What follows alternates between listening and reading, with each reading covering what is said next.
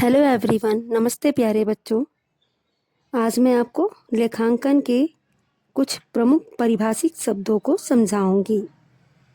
व्यवसाय लाभ कमाने के उद्देश्य से किया गया प्रत्येक कार्य व्यवसाय कहलाता है। व्यवसाय के अंतर्गत वस्तुओं का क्रय विक्रय द्वारा लाभ की प्राप्ति किया जाता है। पैसा कुछ कार्य पैसे के अंतर्गत आते हैं जिन्हें लाभ कमाने के उद्देश्य से किया जाता है, जैसे डॉक्टर, चार्टर्ड अकाउंटेंट, वकील। ये पैसे का कार्य करके सेवा प्रदान करते हैं और आय अर्जित करने का कार्य करते हैं।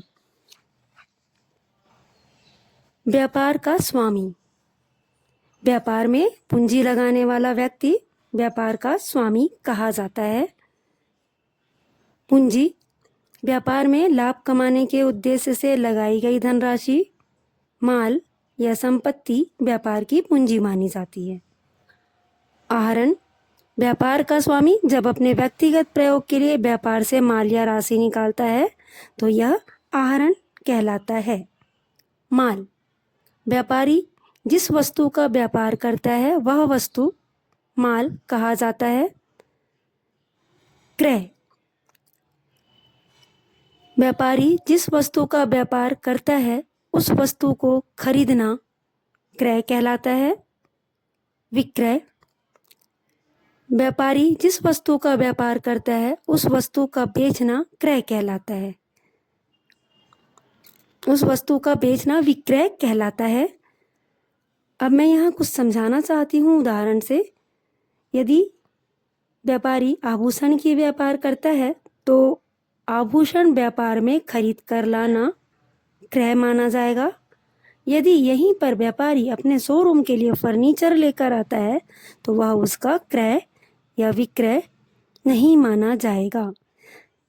इसके लिए अनिवार्य है व्यापारी द्वारा किए गए व्यापार से संबंधित माल का क्रय या विक्रय। ऋण व्यापारी को पूंजी के अलावा कभी कभी बाहरी पक्ष से भी ऋण कुछ कर्ज लेने होते हैं, उधार लेने होते हैं। यदि व्यापारी बाहरी पक्ष से कोई कर्ज लेता है तो यह उसका ऋण माना जाता है।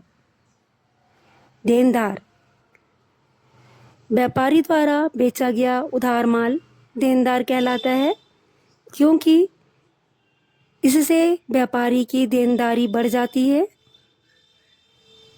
लेनदार व्यापारी यदि उधार माल खरीदता है तो उसका कर्ज बढ़ जाता है, उसे यह कर्ज चुकाना होता है, जिसे हम कहते हैं लेनदारी बढ़ गई, से लेनदार माना जाता है। डूबत ऋण व्यापारी के द्वारा बेचे गए उधार माल से संबंधित पैसे यदि पूरे वसूल नहीं हो पाते हैं या उधार बेचे गए माल का कुछ पैसा डूब जाता है तो ऐसे डूबे हुए पैसे को डूबत ऋण कहा जाता है।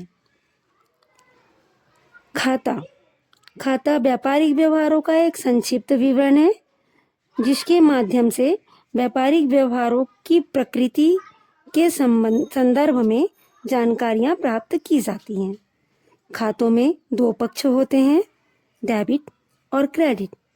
प्रत्येक खाते के बाएं पक्ष में लेखा करने को डेबिट कहा जाता है एवं प्रत्येक खाते के दाएं पक्ष में लेखा करने को क्रेडिट कहा जाता है।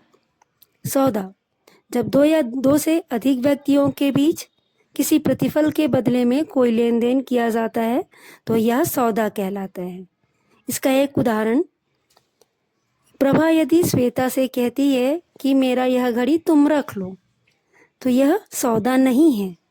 सौदा किसी प्रतिफल के बदले में किए गए व्यवहार को कहते हैं। यदि यहीं पर प्रभा श्वेता को अपनी घड़ी 500 रुपये में बेच देती है तो यह सौदा माना जाएगा। प्रत्येक सौदे के दो रूप होते हैं। सौदे के एक रूप को डेबिट किया जाता है एवं दूसरे रूप को क्रेडिट किया जाता है। बेटा, अब खातों से संबंधित जो गोल्डन रूल है उसे मैं अपने अगले टॉपिक पर डिस्कस करूंगी।